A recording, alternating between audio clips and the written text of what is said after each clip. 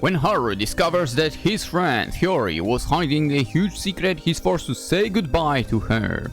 Haru misses Hiyori, however, and he's determined to see her again, even if he has to travel into the furthest recesses of space to do it.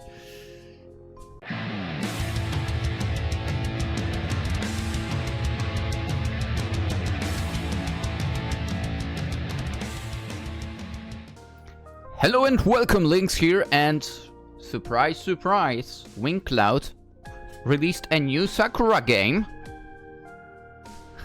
I know it's not surprising. What is surprising, it's another Sakura Alien for installment for. I mean, I'm surprised at least. I absolutely did not expect this to be continued any further. But here we are. Here we are. Which is fine with me. Let us sit to it. Let us proceed. Let's see where this is all going.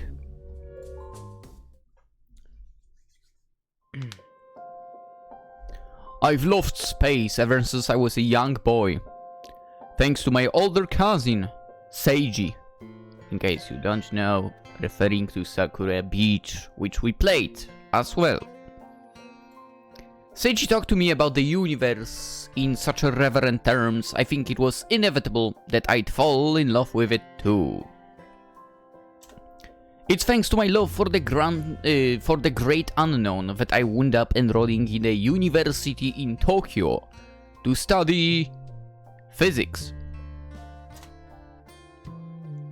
I'm a first-year student halfway through my course. It's proved to be tougher than I expected, but I'm pretty stubborn.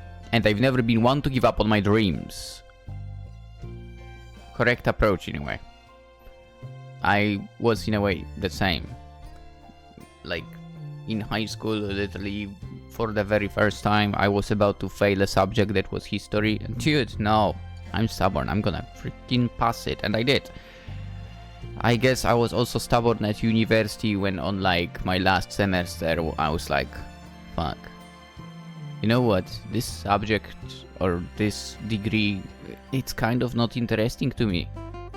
I still passed through and got the diploma, even though, well. Funnily enough, I guess that feeling kind of was in a way predicting how it is, and I've never ended up working in that industry that I should be working for, thanks to the degree. Even though I didn't like it. But I was good at that crap. God damn. It's funny. Anyway. I'm also a member of the university's astronomy club, for that was the choice made wholly of my own volition. For I love stars, I've always been a solitary person, and I take greater pleasure from observing them on my own than I do with other people. Fair enough. I had no intention, when I enrolled at my university, of joining any clubs. I had instead resolved to spend my evenings looking through my notes and studying. Good luck with that. My life as a hermit was interrupted, however, by a cheerful girl in the year above me called Akasaka Hiyori. Hiyori, as I soon discovered, was the president of the university's astronomy club, and its only member. The previous members were all in the year above her, and they left the club after they'd finished their courses. Hiyori was left all alone and, fearful that the club would be closed down, she began to pursue new members aggressively.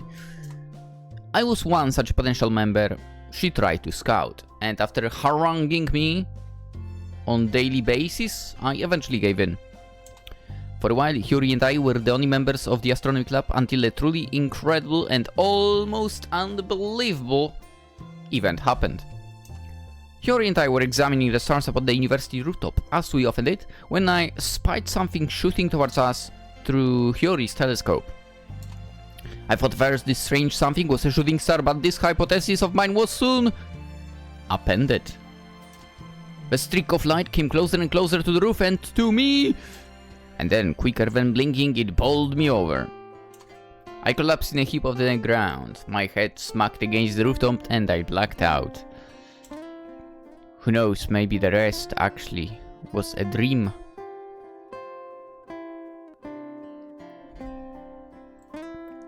When I finally came to, I was met with a pair of bright amber eyes.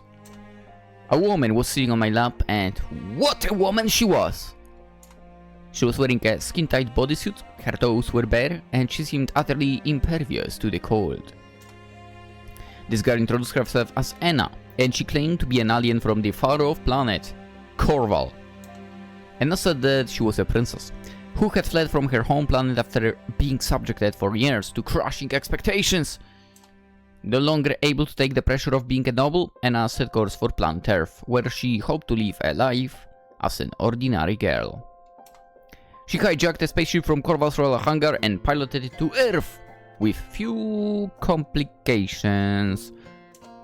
Her ship began to fragment, however, when she entered Earth's atmosphere and it burned up around her. She hurtled through the sky and landed with a toot upon yours truly. Her high-tech bodysuit was able to protect her from the fall and keep her internal organs. Well, internal, but I was pretty winded after the high-speed collision. At least I didn't break any bones. Anna's introduction was a lot to take in, and as you might expect, I was pretty skeptical of her story.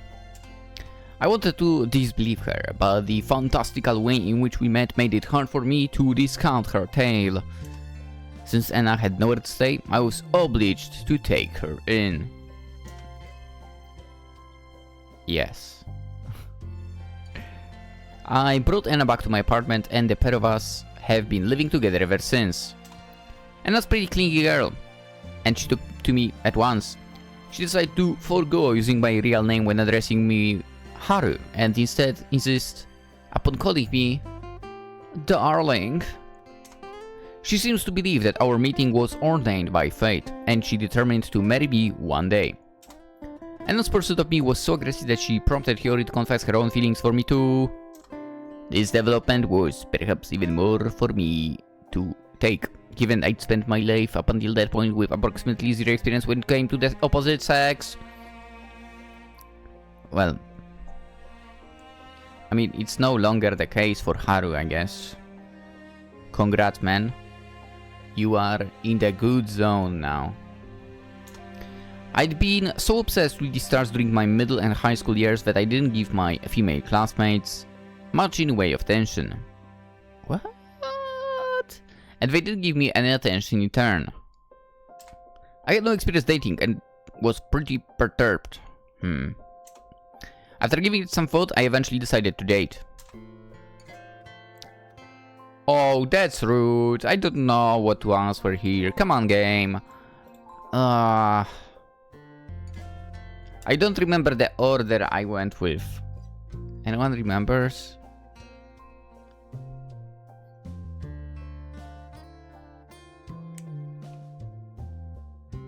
I wonder if I might have gone with Hiyori, I feel like, because I do believe previously, basically, like when we began Sakura Alien, she was the first character that we've met, so it's like, okay, let's go after Hiyori first. I tend to do that, I'm very aware of that. But maybe I'm incorrect.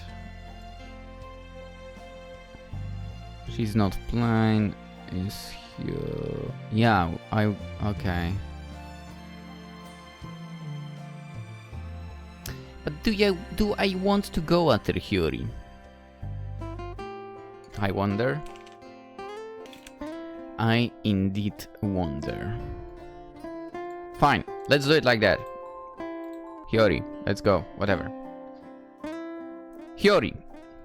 She was the first proper friend I met at university, mostly owing to her continual attempts to involve me in the astronomy club. Though I tried initially to brush her aside, she stubbornly refused to give way, until I had to capitulate. Part of me resented Hiyori in the beginning for her pushiness, but if it weren't for her, I think I'd be all alone on a campus. She's always looking out for me. In that sense, she's a bit like an older sister. For my feelings for her are more than just familial. With my life taken care of, Anna, Hiyori, and I settled into a comfortable routine. We whiled away our time like any normal group of friends would. But our peaceful daily lives were threatened by the appearance of a brand new alien invader called Aloe. Was it? I don't remember. Aloe came to Earth searching for a missing princess, but to my surprise, Anna wasn't the one she was after. Oh, okay, I remember now who that was. Yeah. I liked her. She was looking instead for Princess Vesper from the planet Mira, who was kidnapped during her childhood by a group of brigands and sold to a couple on Earth. This princess, as it transpired, was none other than Hiyori. Hiyori, who'd never felt comfortable living up on Earth, accepted this fact more easily than I thought she would, and she agreed to return to Mira with Aloe. I might have made a mistake with choosing Hiyori. It's been almost a month since then, and while the worst of the shock has worn out, I've not gotten used to Hiyori's absence. I can still talk to her, at least using Mira's advanced technology, but speaking to her through a hologram isn't quite the same as sitting with her in person. At least it's better than nothing for... I was worried that when Hiyori decided to leave Earth for Mira, I'd never be able to talk to her ever again. Mira's tech must be pretty good if it allows interplanetary contact like this. Just tells you how backwater of a planet Earth is. But I digress. One such a night finds me sitting in my apartment alongside Anna, while a holographic screen featuring Hiyori hovers in front of us. Hello. Hiyori is wearing a pastel pink nightgown adorned with ruffles, with a low neckline which exposes a tasteful amount of her cleavage. Hiyori looks pretty good dressed like this, but I'm too concerned with her weary countenance to pay her outfit special attention. There are some pretty serious bags beneath her eyes, and her skin is almost as pale as the nightgown she's wearing. She looks like she hasn't slept in days, which as far as I know might be true. Hiyori's looked exhausted every single night, and I have contacted her, but tonight she looks worse than usual. Are you alright, Hiyori? She looks like she could use a shoulder to cry on, or failing that, a hug. But despite my concern, Hiyori's smile remains unwavering. I feel fine. You don't need to worry about me, Haru. Are you sure? You don't look fine. You look like you've been neglecting your sleep to me, Hiyori. You mightn't be a human in actual fact, but even miracles need 8 hours sleep to function properly. Your body makeup isn't all that different from those of Earthlings. I know, and I'm being careful. I'm getting as much sleep as I'm able, but... Hiyori's voice trails off as she yawns. I've been quite busy lately. As Mira's princess, my duties seem endless. I have a lot of meetings to attend to, and a lot of paperwork to read, and it doesn't help that I've been away from the throne for so many years. There's been a lot to catch up on. I can imagine. I found my duties as Corval's princess imposing, and I've been trained for the job all my life. I knew what to expect, and I knew how to manage my stress. You aren't as fortunate as I was, for you were abducted from Mira when you were a child. You didn't have the education I did, and you never had the chance to learn how a princess is supposed to act. This must all be quite shocking for you. It can be a bit overwhelming, but it's alright. I'm not alone. I have Aloe, and she's been helping me a lot. I like Aloe, damn it. She's a very useful ally. She's devoted and hardworking. When there's anything I don't understand, she takes the time to explain it to me. Her explanations are easy to understand. She's a good teacher. I can attest to that much, I guess. I didn't have any trouble understanding her lectures when she was around. But look, Hiyori, you've been having any problems, would you tell us about them? I can't stand to think of your suffering alone. You can confide in Anna and I. You don't have to worry about upsetting us. We're here for you. Yeah, that's right. That is what friends are for. We'll gladly listen to any of your complaints. As a princess, I'm sure you must have several. I know back when I was acting as a princess, I complained frequently to my dear friend Revi. If not for her, I might have buckled under the pressure. Revi. Revi, you say? Like Rebecca? And come on, Black Lagoon. Please tell me you watched it. Oh, it's alright. I'm not alone. As I said, I have aloe, remember? And well, I chose to return to Mirach of my own volition. I was born on this planet as a princess, and I belong upon its throne. I have a duty to look after my people. It's a duty I've neglected for a very long time. Not true. How can you not neglect something if you don't know about that? Not really. I'm hardly in a position to complain. I get your reasoning, I guess, but you're still a human. Well, you're a Merachn, I guess, but you lived on Earth so long it's hard for me to see you as anything else. The specifics don't matter for. Whatever you are, you're still Hiyori. First and foremost, before you're a princess and your feelings matter. Feeling hurt isn't a sign of weakness, it happens to everybody. You shouldn't have to feel ashamed about admitting that. My darling is right. Princesses are supposed to put the welfare of their people above their own. It's true. But if you're too selfless, you'll run the risk of burning yourself out. I don't want you to be sick, Hiyori. You're a precious friend of mine, and I really do care about you. Anna. Thank you for your concern, but I really am fine. Please don't fuss over me. This is all happening because I willed it. It'd be unfair of me to complain about my lot in life. I'm sure I'll be able to manage everything. Don't lose sleep on my behalf. Speaking of which... Hiyori yawns again, her eyes bathing with tears. I should go to sleep myself. I've even more work to do tomorrow. So I need to be bright and early to work through it. Thank you for checking up on me, as always, but I really must go. Good night. Good night, Hiyori. I hope you rest well. Night. I'll talk to you later. Of course. I can't wait. Speaking to you is the highlight of my days. It's a shame I can't do it more. But that's part of being a princess. We're supposed to be busy.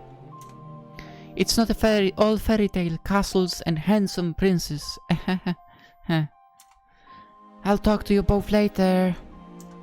Hiyori reiterates her earlier goodnight, then leans forwards. I am granted mentally with quite an attractive view of her chest. Oof. Pushed up together by her slender arms, yes. But then seconds later the hologram bearing the nightgown-clad Hiyori fades from the view. Aww. She must have cut the call. Kepler 999F, The Journey. Okay, I actually remember that poster. I guess the apartment didn't change. Technically, we are only a month after the events of Sakura Alien 2, so maybe makes sense. With Hiyori's visage gone, my apartment feels quieter than it did. Not to mention lonelier. I still have Anna for company, but my thoughts are with Hiyori. She was trying to act tough, but I'm pretty sure that's all it was. An act. She's pushing herself to the limits. I wish I was there to console Hiyori in person, but I'm not. I've not seen her in almost a month. How in the world can I get through to her? What do you think about this, Anna? Will Hiyori be alright? I wonder. I think she is bearing up as best as she can, given the circumstances, but it's obvious she's putting herself under too much pressure. If things continue as they have, I'm worried she might fall ill. You think so too, huh? This response is about what I was expecting, but it's still worrying. It's plain as day that something's wrong, but Hiyori refuses to tell us the truth. I wish she'd be more honest with us.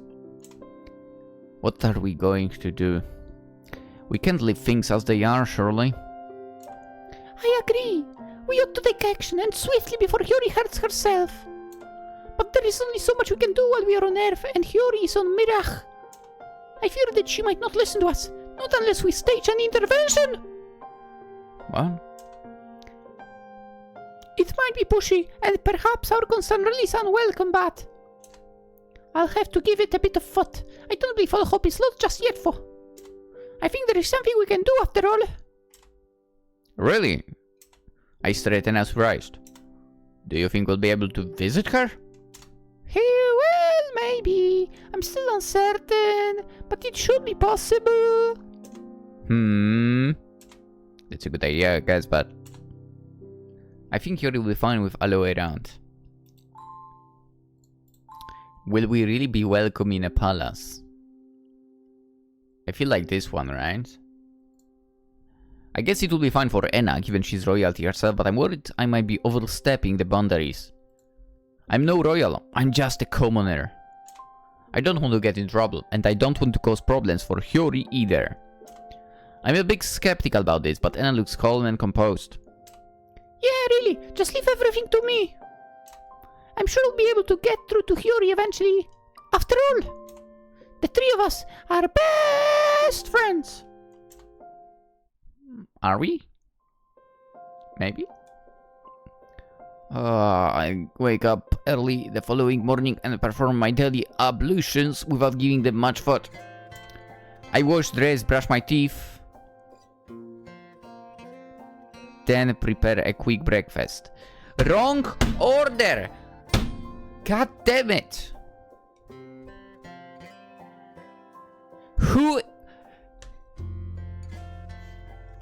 Who eats after brushing teeth? Why? Why are you doing this? You have to brush them again. Gee. Anyway. Then prepare a quick breakfast for Enna, and in the communal kitchen I share with my housemates. Oh, and I. Once I'm done stirring miso soup and boiling rice in our old scuffed rice cooker, I bring the dishes and bowls back into my room and on a tray. Also, I know we've kinda went through one day, which normally is like one day is one episode, but we are under half an hour mark, so I guess we'll be having 2 days or something like that. We'll see. Anna's already up and about at this point, and dressed in her casual clothes.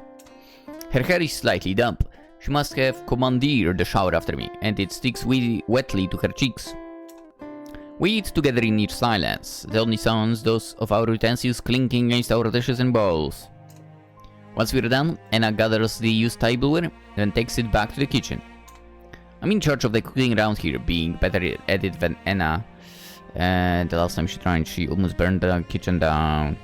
But she has enough common sense at least to manage the washing up. With our bodies clean and our stomachs full, I mean except for your teeth, and I then set off.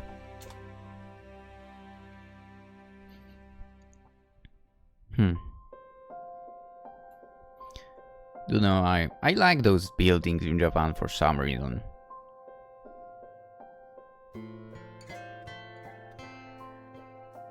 They seem nice, but the apartments seem to be small always. But, well, still nice. I feel like buildings like this, for students, perfect. Anyway, I bring my messenger bag with me, full of notes for my university course, while Enna takes a tote bag she typically keeps well stocked with romance novels. I have my university lectures to attend while Enna has a job at a local bakery. During rules in work or during her work hours, she'll often settle down in a cozy corner to read. She's quite the bookworm. When it comes to steamy love stories, that is. The stories she favors are so steamy fuck, I'm not sure if there is much love involved. Of course there is. Her reading habits sure are interesting. Not that I'm one to judge. I have a bunch of lurid magazines hidden in my closet myself, which are way less classy than Enna's body's rippers. I sometimes wonder whether Enna gets at all embarrassed reading novels like this out in the public, but apparently not. Maybe the dude, it's the same as me basically browsing feed of freaking X, formerly Twitter, in public. I follow so many anime artists that, you know, You know, that feed is kinda dangerous, basically. I don't care if, you know, I walk past someone or whatever now. Yeah. Anyway, maybe they don't have pesky feelings such as embarrassment on Corval. That go a ways to explaining why her alien attire is so skin-tight. I intend to escort Anna straight to her workplace, but I have not ventured far from my apartment when a familiar voice calls out to me. What do you mean? Oi, Haru! Man, it feels like it's been an age since I last talked to you. Oh, hey there, Koichi. One of my housemates, Koichi, is hanging about outside the apartment, bundled up in a winter coat. He has a cigarette pinched between his finger and the thumb, but it's burning down, only a few wisps of smoke escaping from its lit end. Koichi might be awake, but I don't see my other two housemates. Kosu can die, go anywhere. I guess they're still in the room sleeping. Of my three housemates, I'm glad it was Koichi I ran into. He's by far and away the most reasonable of the three. Daigo having some anger issues, Kosuke being unable to go more than 5 minutes without complaining about his evil sister and her supercilious machinations. Koichi Koichi is more easygoing, but he shares one thing in common with both Daigo and Kosuke. Namely, his notable lack of girlfriend. Like Daigo and Kosuke, he's prone to fits of envy, and he glowered at me something awful when he first learned that Anna would be staying here. He's since mellowed out, however, and I think he's come to appreciate Anna's company. He doesn't glare at me anymore, at least when he sees me hanging out with her, which is a relief. For a while, my apartment felt downright inhospitable. Thanks to the disdainful looks I courted whenever I dared enter the kitchen. I know we're not supposed to let guests stay over and all, what with our landlord's strict rules, but I don't think I deserve to be singled out quite as cruelly as I've been. So... Koichi takes one last drag of his cigarette, but lets it drop to the ground. He stabs it out beneath the heel of his boot, then says, How you been holding up, Are you alright? Oh yeah, I'm doing fine. You sure? You might say you're fine, man, but I don't know, you've got this real vacant look about you lately. Like, I don't know, you remind someone else. You've been keeping to yourself a lot these past few weeks. Not that you've ever been all that talkative, I suppose. You've been even more taciturn than usual for, which is saying something. This has got to be the first time you've spoken to me in like a week. Has it really been that long? Well, I don't know, I haven't been marking the days off on the calendar, but... It's probably been about that, yeah. You've been acting distant ever since Akasaka up and vanished. The mention of Hiyori's name, her family name at least, makes me tense. I thought I'd done a good job hiding my melancholy from all save Anna, but apparently not. I must have been maudlin, if even Koichi noticed. But then again, Koichi has always been fairly sharp. He's more attentive than Daigo and Kosuke, that's for damn sure. Are you sure Akasaka moved away, like you said? It seems pretty sudden, and it's a weird time of the year to do it. You didn't get into a fight, did you? No, I'm not lying. Hiyori really did move away, and yes, it was very sudden. I didn't expect it either, but that's just how it is.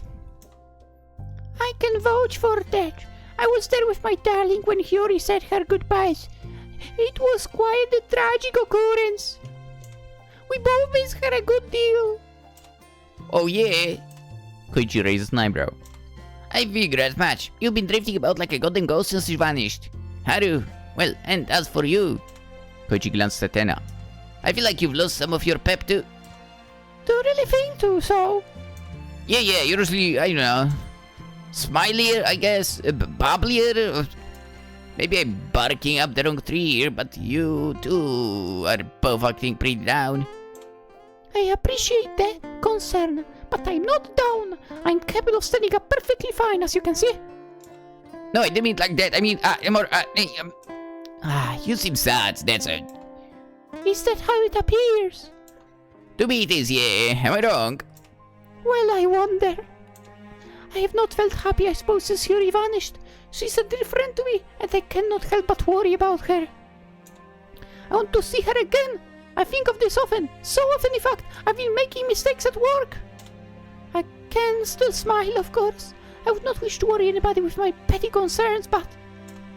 She sighs. You're right. I'm not truly happy. being with my darling alleviates some of my hurt. But without Hiyori, I'll feel hollow. Damn, that's some heavy stuff. You two must have been close. Perhaps you're right when you call it heavy. For there is no physical burden weighing upon me. My heart does feel beleaguered. I wonder why that is.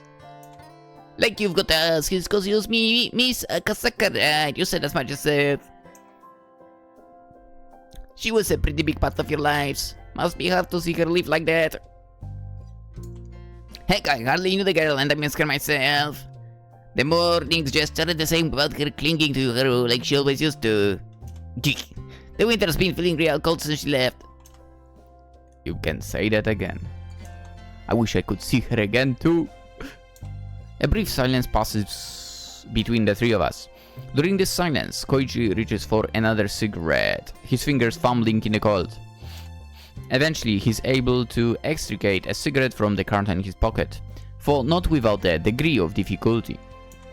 He brings it to his lips, lights it, and then takes a drag. Cigarette smoke wafts from Koichi's mouth, wan and pale, which mixes with my own air and Anna's. Ugh. Koichi frowns, then says, Damn, I'm sorry to bring the mood down. You guys, I guess I shouldn't have asked. I hope you're not upset to... I've not upset you too much. Oh, no, I'm not upset. I feel relieved, in fact, to have talked about Hiyori. You have helped me set some of my thoughts in order, and you've helped me literally to want to see her again. But I think is very important. Yeah? Koichi smiles. I'm glad I was able to help, for I don't know if I said anything too profound. I'm no philosopher, but, well, hang in there, you two. Akasaka might have moved away, but it's not like she's gone to a whole other planet or anything. Oh, if only he knew. You can still keep a copy of her, with, like, texts and stuff. I'm sure everything will all work out. I mean... You say that keeping contact with text and stuff, but to be fair, it's not the same. Maybe. I mean, what do I know? Koichi takes another drag of cigarette, then shakes his head. Ugh. Man, this is not like me. I must sound so corny. Just like forget I said all of that, okay? This is way uncool. What? Anna and I said our goodbyes to Koichi, who's still hanging out outside of the apartment, smoking, and head off. Anna and I talk lightly as we walk, about a myriad of topics, but the air between us feels a bit staid. I think Koichi hit the nail on the head earlier. Things have felt strange ever since Hiyori left. Hiyori is a talkative, cheery girl whose enthusiasm can rival Anna's. She always used to meet me outside my apartment in the morning so we could walk to university together. This routine of ours was established long before Anna arrived on Earth, and it endured after that. I grew accustomed over the weeks to spending time with both Hiyori and Anna. Now in Hiyori's absence, it feels like a hole has opened up. I still have Anna, which I'm grateful for, but feels like there is more spaces in our conversations now.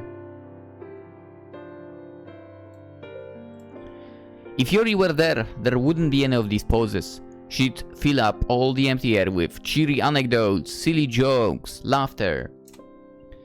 Her easygoing, mature nature, much like her homemade hot pot, kept me... whatever, kept me warm. So about this book I've been reading... Anna's voice draws me from my musings. I look at her, the wind tugging at my scarf when... Oh! Anna's voice tries off. Her attention's been caught not on the books she's been reading. I bet she wanted to talk about something lurid, but by a flash of movement a few paces away at the base of a tree. Darling, look! Isn't Kitty adorable? I follow the directions of Anna's finger and, sure enough, my eyes settle upon a large pair of liquid orbs that belong to a small fluffy feline. The cat pauses to see Anna, and I, its tail twitching. It isn't wearing collar about its neck, which makes me wonder if it's a stray. Unlike other strays, however, it looks sleek and well groomed. The cat doesn't try to escape even as Anna approaches it. Instead, it stays there, its head tilted questioningly to one side. To be fair, just because cat or a dog or I don't know what else, really, cat or a dog basically, doesn't wear a collar, it doesn't mean necessarily it's a stray. Remember that, at least. I don't know, maybe the dog was in the water for some reason, right? It happens. I don't know, someone went with dog to a park, the poor park has the pond, the dog jumped in, and so on. More often than not, it is possible that someone would take off the collar after that, to be fair. Or before that. Does it make sense? Maybe. Or maybe at home the dog was being washed. You would take off the collar for that. Well, my dog, after taking a shower, can you say that? Sort of. Basically walks around without a collar, yeah. Because it would get drenched. Anywho. The cat doesn't try to escape even as Anna approaches it. Instead, it stays there, its head tilted questioningly to one side. Oh, you're so cute! Anna coos like all animal lovers do when they cuddle something sweet and soft and fluffy. Yeah, I don't do that, not gonna lie. She kneels down by the cat and reaches out, beaming.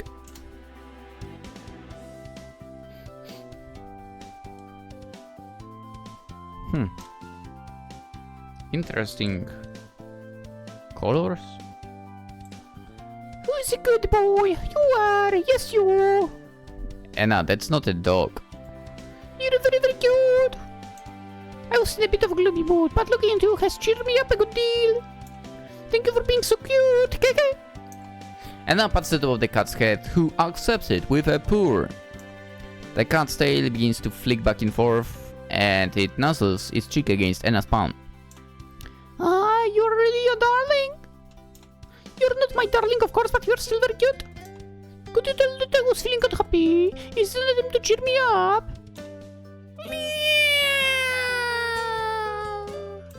Is that right? I see. You're very observant. Many humans seem to believe that animals are foolish creatures, but I often wonder whether this assessment is correct. No. It's the other way around. I think animals are more astute than most humans give them credit for. Yes. I absolutely agree with you, girl. I know much about animals, but you might have a point. I have heard that cats are rather intelligent. I mean, so are dogs. Aren't they? Aren't they just... This cat in particular is lovely. I'm very fond of it, Volvo. No, we are not taking the cat into... No. Anna sighs. I doubt you'll be able to help me with the problem I'm currently facing, unless... Might you happen to be in possession of a spaceship? Suddenly the cat is like, yes, I am. Meow? No, I thought not. Never mind, I know it was all a tall ask. Anna. I look at Anna thoughtfully. The wind stirs my hair anew and the hem of my coat. Are you thinking about Hiyori again? Of course I am. I think about her almost all of the time. I thought speaking to her last time might cheer me up, but it had the opposite effect. She looked so tired, I couldn't help but be concerned. You wouldn't be the only one. I'm worried about her too, but I'm not sure what we can do. We can talk to her, but I'm afraid she's not being wholly honest with us. It's not like we can make her fess up what's bothering her for. Yeah, I agree. The only way to extricate the truth from her, I fear, would be to visit her in person. Are you determined to go ahead with that then? Anna nods. I don't think it's a bad idea, but... How will we do that? Your spaceship burned up when it entered Earth's atmosphere and I don't think you have a spare one. I doubt we'd be able to build a ship of our own either. Without the means to get into space, we're effectively trapped. Where is Elol when we need him? You might think that, but... Anna ponders. She gets to her feet, wiping her dress with both hands, then she looks to me. I've been giving this a little thought and I believe I might have a plan. You do? I think so. I don't want to go into details right now, but all is not quite lost. There should be a way for us to get a hold of spaceship. Beyond postering cute kitties in the streets, of course. Would you mind meeting me in the astronomy club later this evening, Haru, when you finish with the lectures? I should be able to let you know then if I was able to put my plan into motion. Sure. I would have suggested anyway, even if you hadn't concocted a master plan. I'm curious for. What do you intend to do if you are able to get a hold of spaceship? Will we really be able to see Hiyori? She's supposed to be a princess and all. I don't know how security works on other planets, but I doubt we'll be allowed to waltz into the royal palace without an invite. You mightn't know if you were alone, but you are forgetting something. I'm no ordinary alien. I'm Enna Satellia, Ananka the Seventh, and I'm the crown princess of Corval. As royalty myself, for runaway royalty, I doubt will be refused entry into the palace. You should be fine if you come along as my +1. My status will keep you safe. Wow. When you talk like that, you really do sound like a princess. That is because I am a princess. I know I don't act much like one, but I'm willing to assume the role if it means we'll be granted an audience with Hiyori. Once we're able to meet her in person, I should be able to gauge whether she really is enjoying her time on Mirach or not. If she likes living there, I intend to leave her be without further protest. But if she is as sad as she appears to be, I'll try to liberate her. I have yet to work out the particulars of this exact operation, but it should be possible. I escaped from my own planet after all. Saving unhappy princesses is something of a forte of mine. I fear I'm being too eager for. First we need a ship. I'll set my mind to the procurement of one forthwith. You can rely on me, darling. Or at least I hope you can. I'm going to do my very best. Okay. I guess we are going to the space, eventually. Once my lectures and seminars are finished for the day, I head over to the astronomy club room as per Enna's request. The astronomy club room is located in an old, disused building, a little walk away from the main campus. The building is a relic from several decades prior, and as always, I'm surprised it hasn't been knocked down yet. It's probably a health and safety hazard. The way the stairs shudder beneath my feet isn't exactly encouraging. But well, the stairs have always done this. The steps moan and groan during my ascent like old men. Why would you even say that? Jesus. I've not fallen through the stairs just yet, so I'll take that as a bonus. Cosplay club, let's go. No peeking. Astronomy club right next to the cosplay club. Wow. I navigate down the hallway, lost my thoughts, then hesitate outside the club room. I open the door with a click, my fingers curled about the handle, then push it open. Ah, that was not needed, that freaking widescreen. Visit Mars, Kepler 69, Neo planet. And the journey, again the same poster as in our room. I step inside, meaning to greet Anna with a witty, "How was your day?" But stop. I'm only able to get out the "how was" part. Walter half of the sentence, "Your day" remains unspoken. Let's go. The uniform. Anna is in the club room. As I figured, her shift at work must ended a while back, but she isn't dressed in her usual clothes. She's wearing a skin-tight bodysuit which looks a little like something a superhero might wear, only it's a touch more high-tech. Her arms are clad in navy gloves. Her legs in navy stockings, but her toes are bare. Now, this is a sight I didn't expect to see. Oh, darling, good to see you. How was your day? It was fine. I can't complain, I guess. If I have any complaints, they've all evaporated after seeing Anna in that outfit. It doesn't leave very much to the imagination. I've grown so used to seeing Anna in her bulky winter clothes, I almost forgot just how well endowed she is. She looks great. For her unusual apparel does make me wonder. It's been a while since you wore that. It's been a while since you wore that, hasn't it? I suppose it has, yes. I brought it to work with me this morning, and I changed as soon as I got here. Putting it on feels a bit nostalgic. I must say I prefer dressing as you humans do. I don't much want to stand out among your people. For I suppose they are my people now too. I love this plant. I love the time I spent on it. I don't much want to be reminded of my old life in Corval of my escape. This outfit is associated with a lot of unpleasant memories. I wouldn't be dressed like this if I had no other choice, but, well... And adjusts the white collar which loops about her neck. It was very important that I take out this old outfit. I wouldn't be able to enact my plans without it. What plans? I tell you all about them, darling, but... Anna looks at the clock on the wall, then clicks her tongue. It's past 18. I had a busy day and the sun outside the windows has already begun to sink. Welcome in winter time. The best time of the year. I'm afraid we mightn't have enough time. We're late as it is. We need to get onto the roof. Start! Late? I frown. Wait, what are we late for exactly? You'll see, there is somebody I want to introduce you. Somebody very, very important. If anybody can help us see Hiyori again, I'm sure she can. Now let's go. There is no time, as you humans say, like the present. I yell Anna to lead me back out of the astronomy club, for I want to be in there a few minutes and up onto the roof. When we do arrive on the roof, the last vestiges of daylight have vanished. The moon hangs above my head, round and full like a pearl, and the velvety darkness of the night sky is specked with stars. Speckled. I look up at them, my neck craned, Anna's arms still loop through my own. The breeze is cold and it creeps down the back of my sweater as I shiver. It's so chilly tonight I can't even see my breath as it escapes my mouth. Nice.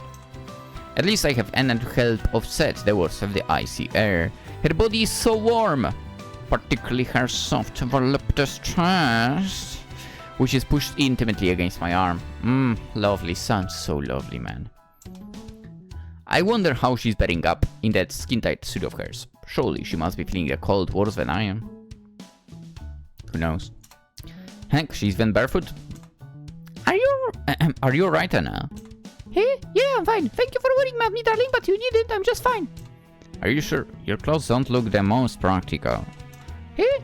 They might look at it, but Corvan technology is pretty incredible. This whole suit is warmed up from the inside out, and it's attuned to my natural body temperature.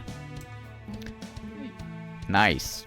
I'm probably warmer than you are, even if you're thick sweater. Really? That's impressive, but I guess it's not too surprising. Anna does come from an alien planet. It stands to reason her attire would be more advanced than my own. Now that I stop to think about it, I'm sure Anna and I have had this conversation before.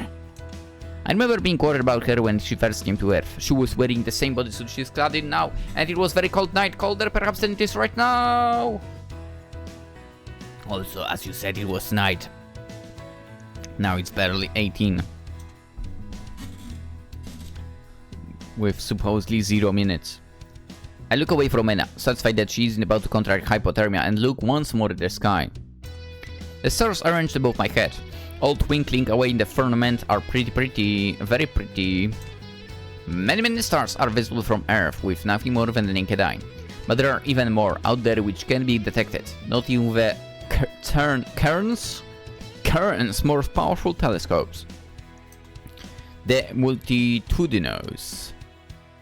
The mysterious nature of the stars never fails to make me realize how much about the universe I'm ignorant of. Space is huge. Vast place. I doubt I'll be able to plumb its depths in my lifetime, but I can at least imagine. True. I think that's why I love space so much. It's fun to think about all these possibilities. I used to enjoy staring at stars with Hiyori. But now, of course, she's gone. She's gone! Will I ever get the chance to stand on the roof with her like this again? That's a very important question. Hey Anna, what are we doing exactly? Did you say we were waiting for somebody? Indeed we are. I contacted a close friend of mine and asked her to pay us visit. She'll be very here in a moment. In fact, I think that might be her now. Hmm? Huh? Uh-oh. Dude, run! Run! I look up at the sky. What do you mean? I squint among the stars, trying to pick out the sign of this visitor Anna spoke of. A few moments pass, during which I discern nothing of particular note. The star continues to shimmer above my head in their fixed, familiar positions, scarred above the milky moonlight. Nothing looks at all amiss. That's what I thought at least, but... Oh! I think I can see something now. There, over by that cluster of stars, is what appears to be a distortion. There is a burst of light streaking across the sky like an asteroid. What could it be? I don't think a meteor shower was scheduled for tonight. Rather than thinking than a falling piece of space debris, I think that the white streak belongs to something rather more inorganic. It reminds me of the time I first met Emma up here on this roof. While Hiyori and I were stargazing, I saw a streak of white light back then too. A streak which grew brighter and bolder as it hurtled toward us. I survived to tell the tale, but will I survive this encounter? And now, find out in the next episode of Sakura Alien 3. That's how an anime, if it was an anime, would end an episode. Anyway, the streak of light seems to be speeding up, not slowing down. It gets vaster and vaster, filling up my vision, and then... Oof! I stagger back, winded as something crashed into my stomach. Let's go! Fortunately, I was expecting the impact and I don't keel over, like I did when Anna collided with me months ago. I'm able to maintain my footing, and in so doing avoid the fate of smashing my skull against the concrete, but gee, it still hurts. I feel like I'm being hit in the stomach with a cannonball. What's going on? If you were hit in the stomach with a cannonball, I bet some bones would be broken, man. Come on. My vision is blurry, all peppered with white spots, and I had to blink them away. Ugh. Ugh. Eventually, however, my eyes are able to focus, and when they do, I am met with quite the enticing sight. What the heck? She's cute as hell! Holy crap! What a cutie! What the heck? She's best girl! Holy man! Holy moly! What a cutie pie! Wow! I see a pair of bright blue eyes that seem to shine even more brightly than the stars above my head. There are these are fringed with very long lashes and are set in a soft heart-shaped face. Beneath these eyes is a snub nose and a mouth curled into a mischievous smile. These delicately balanced features belong to a woman, one who is rather pretty. She seems to be of an age with Anna and I, in her late teens, or perhaps her early 20s. I wish I was in my early 20s again. Her skin is fair, her hair is an uncommon shade of blue similar to her electric eyes, and she's clad in an outfit which could hardly be called normal.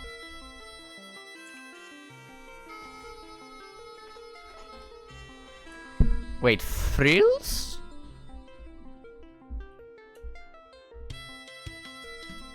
Why does it give the vibes of a maid outfit?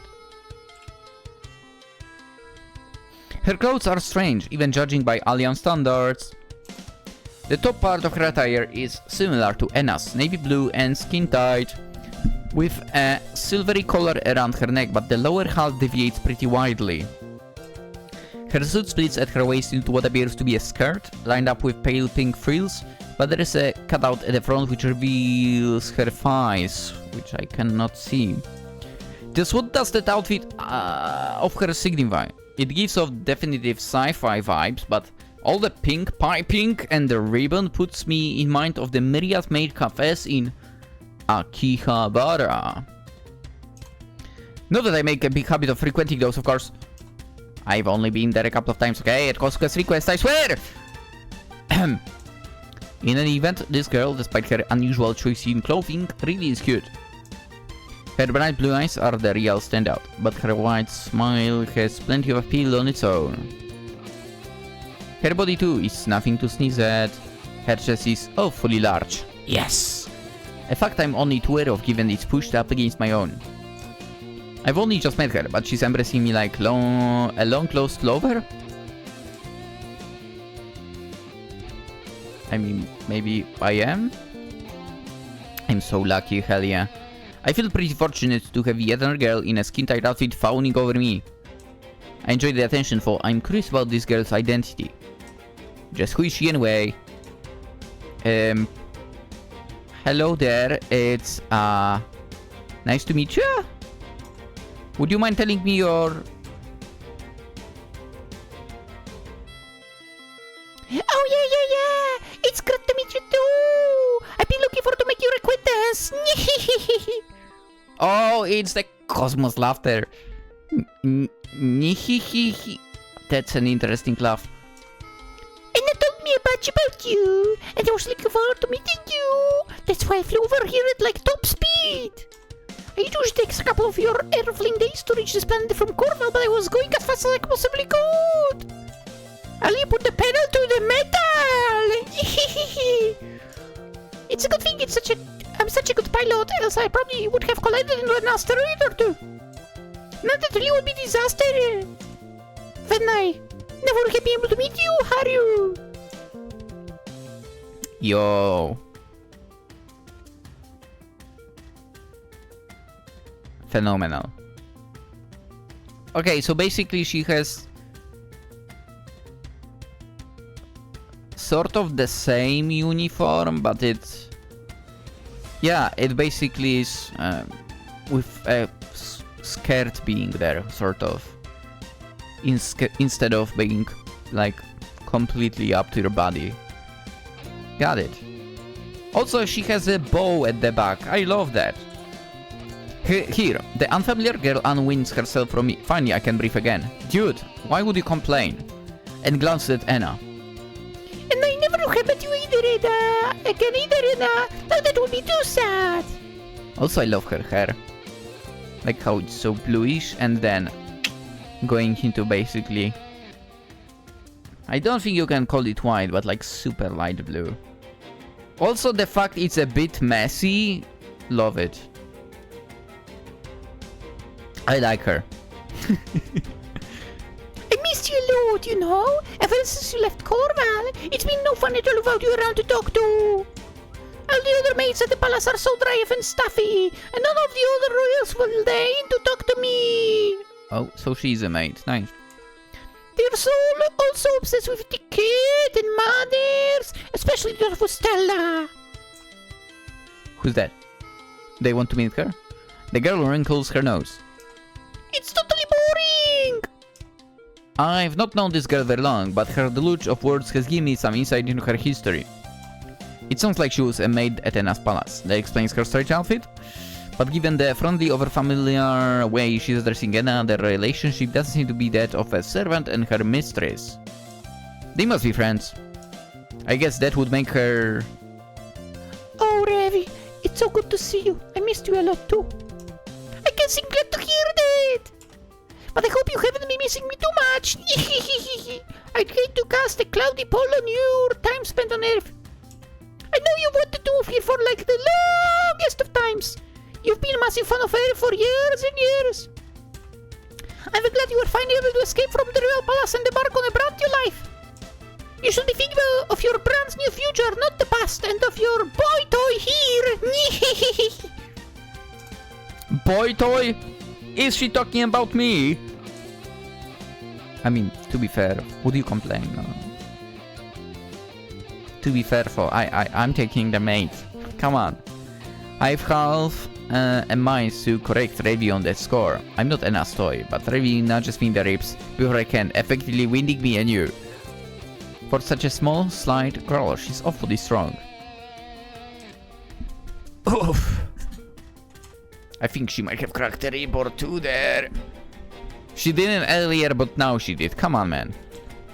Don't worry about after me, Anna. It's like not worth it.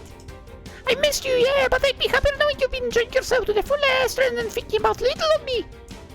As the human says, don't cry for me, Argentina! What? Do we? Do we really say that? I've never heard that. Don't cry for me, Argentina. Is that a saying? Oh. A song recorded by Julie Covington in 1976. Okay. I honestly don't recognize this title. Not that it's a pretty dated reference. It's not at all something I'd expect an alien from an airplane to come out with.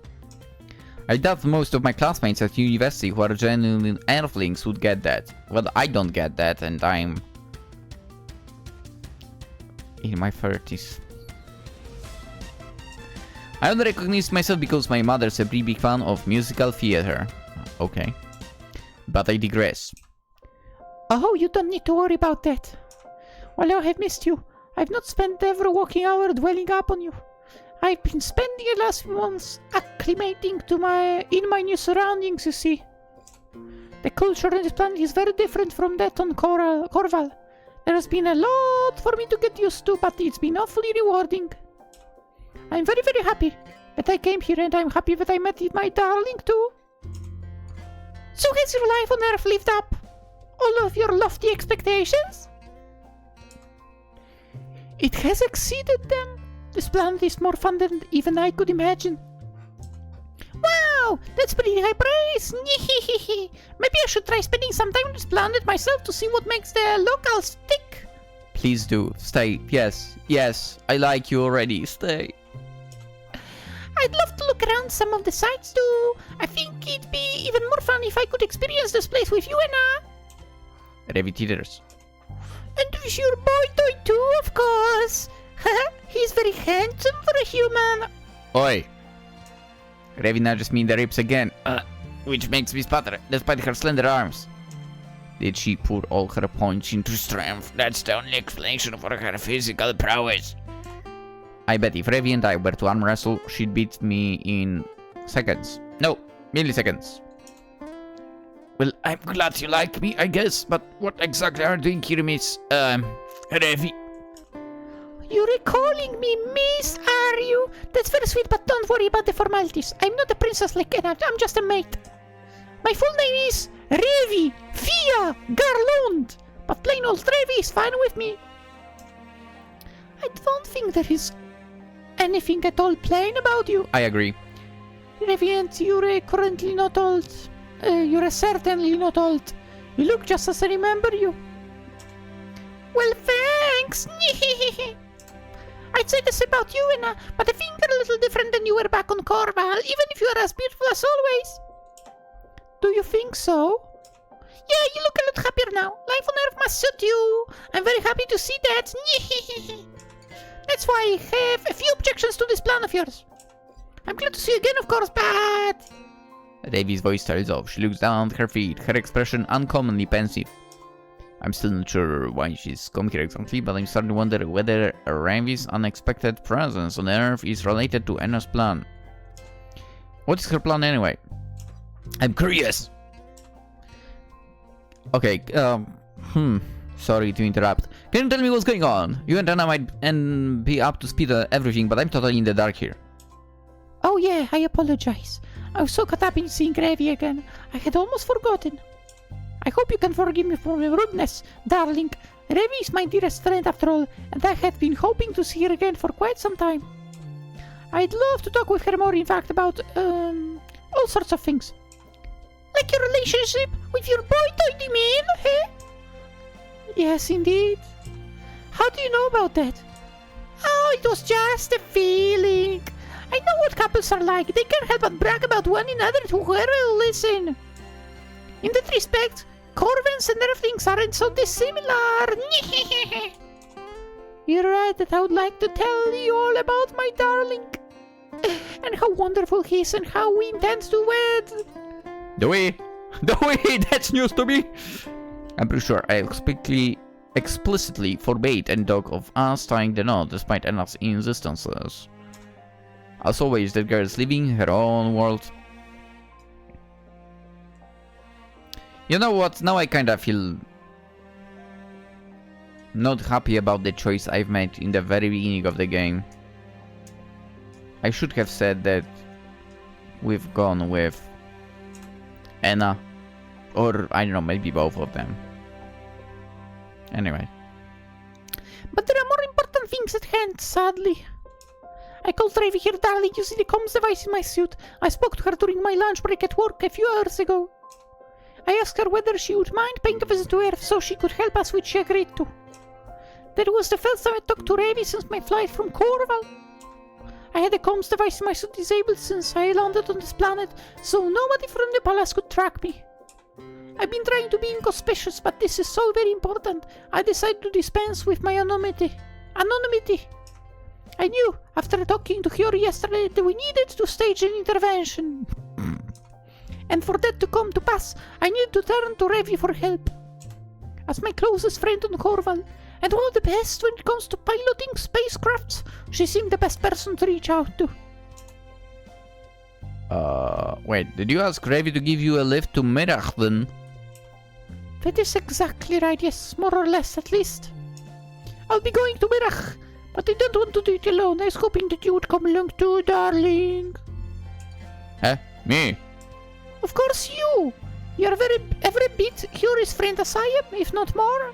You've known her for even longer than I have, and I know you're worried about her. Don't you want to pay her a visit to see how she's getting along? This might be our only opportunity to do that. I don't want to waste that.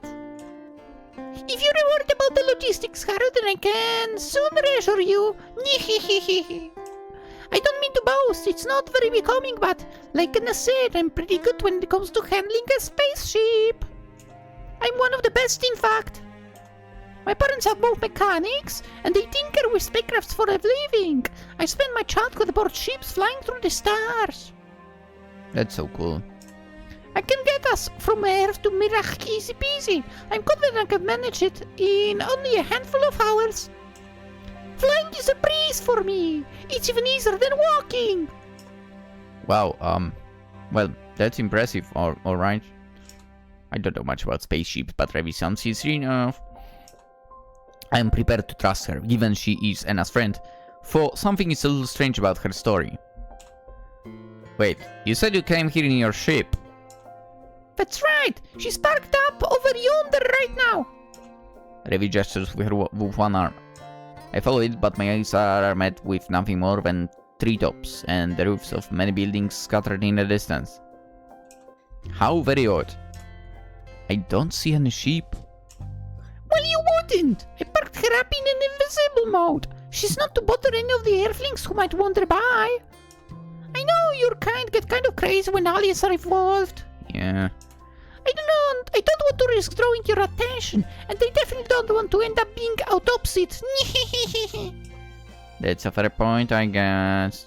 I remember when Aloe took Hiyori back to Mirach, her ship was similarly invisible. Cloaking technology must be commonplace in both Corval, where Ravi hails, and Mirach, which Aloe and now Hiyori too calls home. So what do you say? Do you want to come with me on my ship for a wild ride? The whole cosmos is out there waiting for you. You're just a stone's throw away, and your little friend too, of course. Ooh. I inhale. A crisp mouthful of night air, then exhale once more. This is all so sudden. I'm not sure what to make of it. Dude, I really can't wait for winter as well. To do exactly that, like...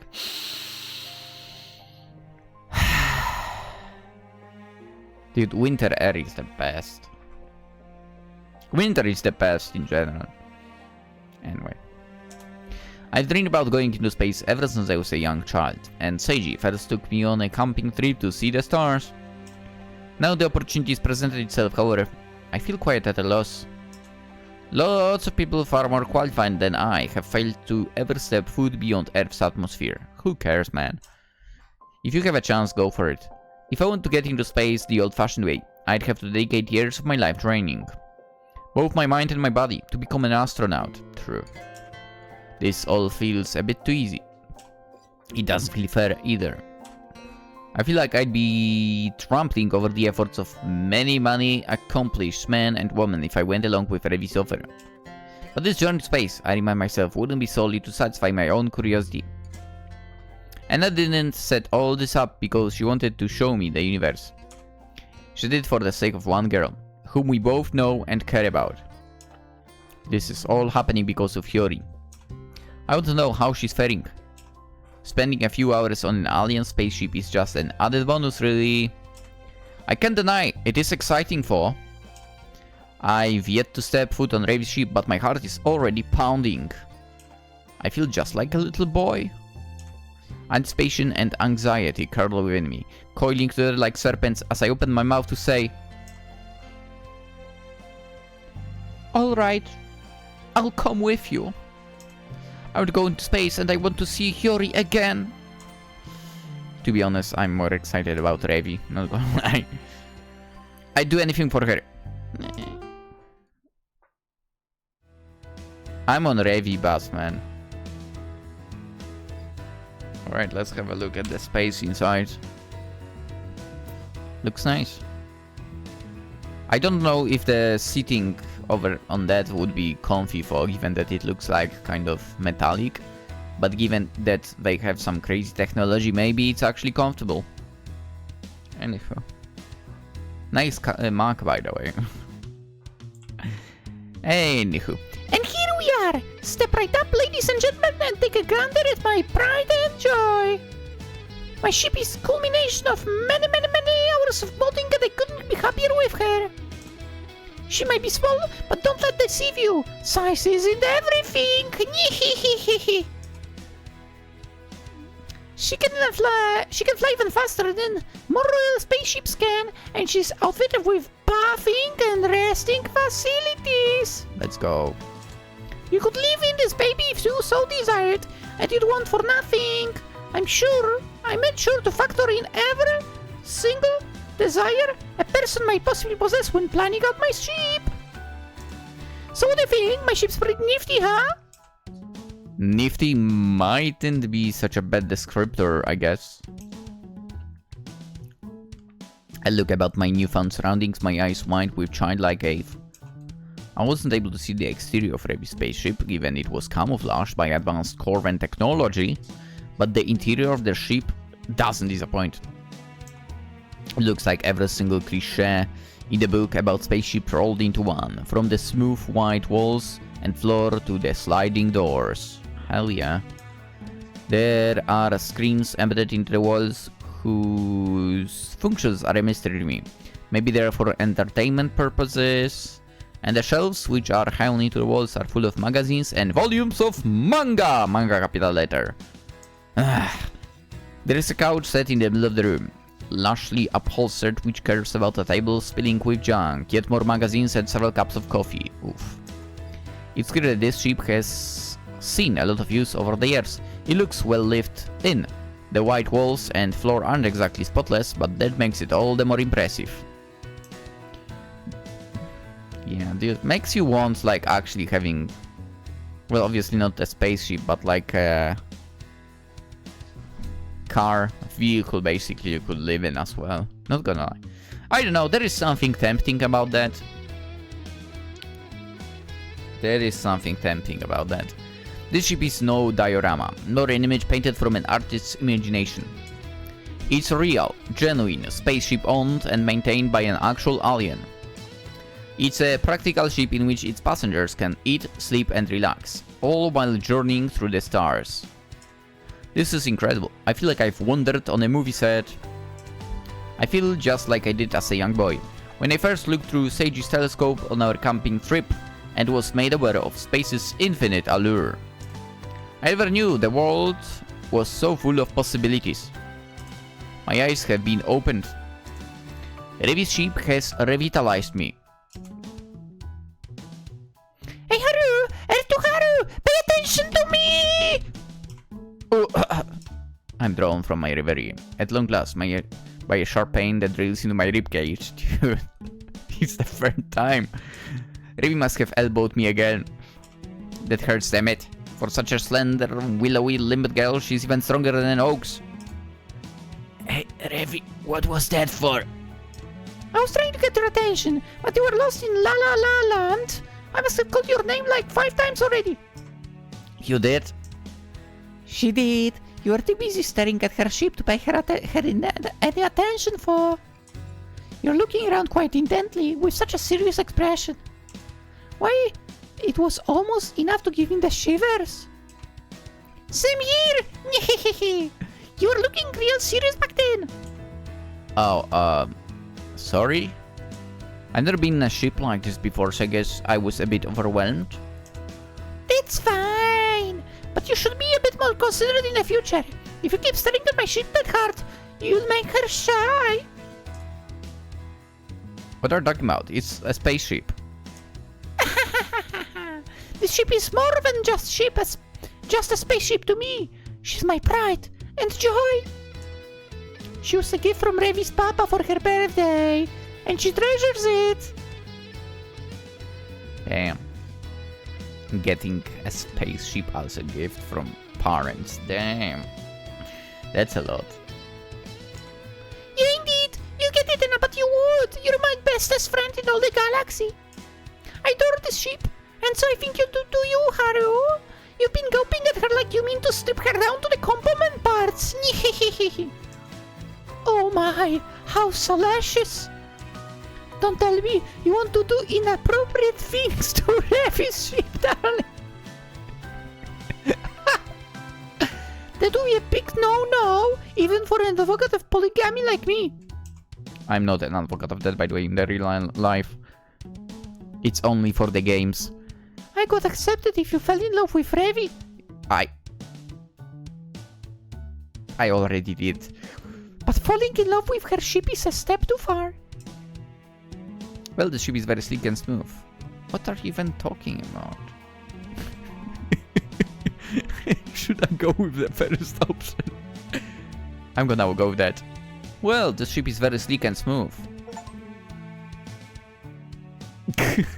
Well, the ship is rather striking. Can you blame me for being interested in it? Oh, darling, there's a difference between being interested in something and wanting to marry it. I did see a documentary once, come to think of it, about a woman who got married to a roller coaster. A what? Darling! Surely you jest. But don't worry. I smiled at Anna in an attempt to ease her worries. I'm only joking. I'm not actually going to try and shank up with Revi's ship. Come on. I have more than enough women vying for my attention as this without throwing inanimate objects into the mix. I mean, what is this? Some cheaply made gag visual novel? Capital letters visual novel. Come on, guys! About falling in love with, I don't know, pigeons or household appliances? Yeah, thank you. Get real. Well, alright, whatever you say. I might. But Revi? Revi giggles. She doesn't sound like she believes me, but she seems willing to let the topic drop. For now, at least. So, Haru, what about your friend? Aren't you worried about her? Oh, yeah, that's right. Do you know when we'll make it to Mirach, Revi? That's what I was going to tell you. I think you'll be pleased to know that I've reset a course for Mirach. My ship can travel at crazy fast speeds. I've modded her engines and installed a bunch of extra thrusters, so we should be there in double quick time. And how quickly is that exactly? Now let me see. I'm not very good with Earthlink measurements. We tell that I'm different in Ankh Galaxy, but I think we'll be there in about 10 Earthlink hours, give or take. That's faster than going from Poland to Japan. Yes, I do know the airplanes. Not like I've been on one to Japan. Goodness, that is fast. As little as that? As little as that? What? It's amazing, isn't it? A lesser ship would take much longer. It might even take a week. But you're nothing to worry about when you're flying with a super incredible, super capable Revi.